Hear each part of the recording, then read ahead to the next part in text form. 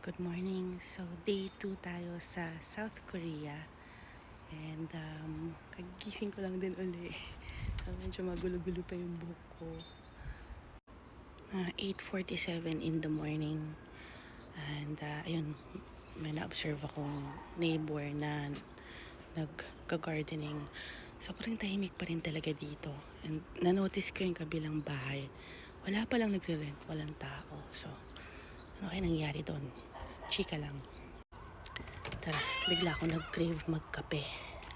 So, pasok na tayo at maghanap ako ng kape. Bumili kami kahapon. So, nakatulog pa yung mga kasama ko. So, ako na naman yung makulit na nagka-house tour. So, super quiet. Baba tayo. Hanap tayo ng kape. Ang cute nitong homestay na kinuha namin.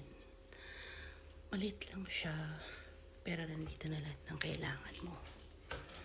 So, buksan natin ang ilaw at aircon. Okay. Sa kitchen. Kailangan natin buksan yung kitchen. Yan. So, ang cute ng ginawa ng may-ari, oh. Mga ref magnets. Kasi, well-traveled yung may-ari ng homestay. And then, ang dami niyang nakolek na ref magnets. So, makikita mo dito yung meron silang restaurant na feature sa magazine.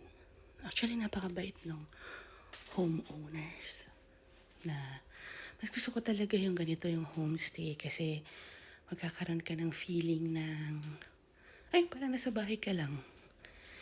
So, may mga binili kaming coffee kapon.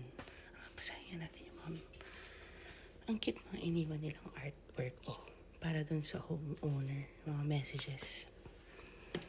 So, anong laman ng ref natin today? Ayun. Eto, galing pa to ng Pilipinas. Kasi yung friend namin nag-request talaga siya ng brownies. Kasi super na-miss niya talaga itong brand na to. So, pinyahe pa talaga namin. Nag-ref raid. Ito, favorite ng sister ko. Super sarap daw na to. Tatry ko pa lang. Kumuha din kami ng kape. Siyempre. Edia is, masarap daw to eh. So, and then, itong donut na to. Kasi, well, gusto kong pumayat.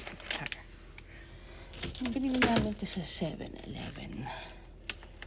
Mga around 100-150 pesos lang siya. So, ayun. Natagalan ako sa ref. Kailangan isara. Ayan na. So, pagkakape ako. Ito. Meron din ito eh sa Philippines. So, magtimpla tayo ng kape. Diba? Cute. Iba-iba yung ano nila. So, papainit muna ako ng tubig. Automatic. Ano sila sa tapos, touch mo natin.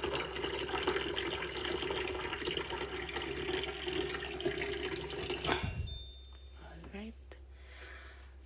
Hindi kasi ako nagdala ng brewed coffee. So, lagyan natin ng tubig.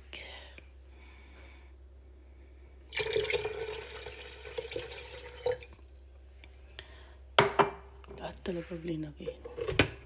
Vlogger yan. Actually, marami na ako nilagay na water dito eh. Painit tayo.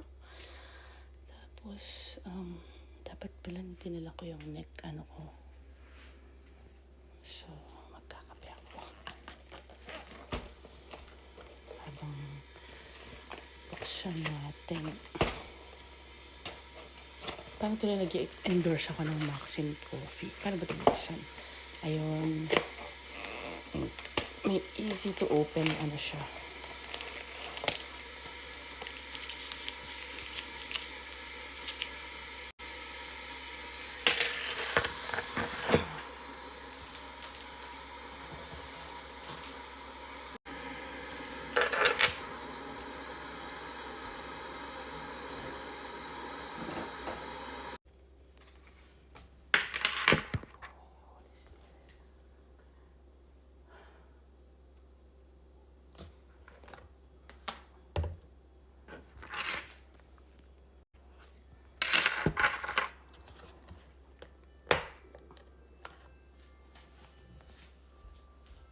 Spoon.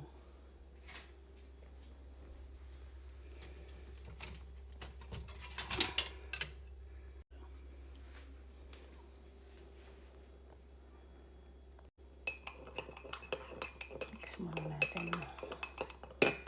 Lagyan na natin ito.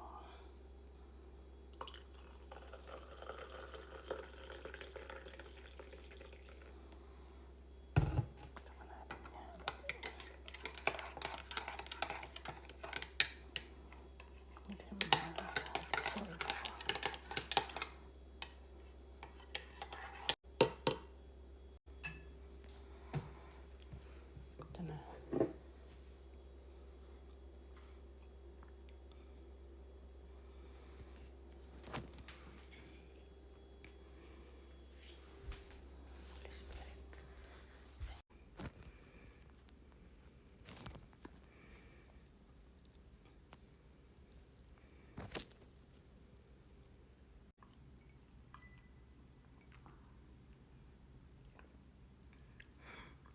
Relax.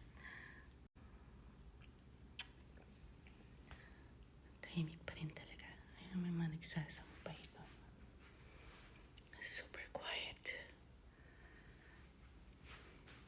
Yeah, kape tayo.